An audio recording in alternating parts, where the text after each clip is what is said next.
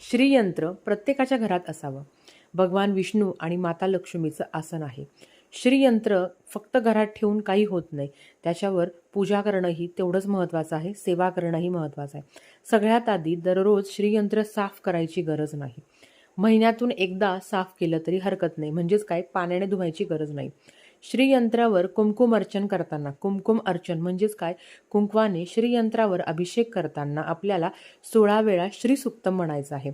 अगदी ज्यांना ते पठण करणं शक्य होत नाही त्यांनी कमीत कमी 108 वेळा ओम श्री महालक्ष्मी नमः किंवा ओम ऐं व्रीं क्लीं चामुंडाय विच्चहे आणि जेव्हा आपण कुमकुम अर्चन करतो तेव्हा नमो नमः म्हणायचं. म्हणजेच काय, ओम ऐं व्रीं क्लीं चामुंडाय विच्चहे नमो नमः. नमो नमः म्हणताना आपल्याला त्याच्यावर कुमकुम अर्चन करायचं आहे. या पद्धतीने आता श्रीयंत्रावर कमळगट्ट्याची माळ तुम्हाला ठेवायची आहे. जर तुमच्याकडे 27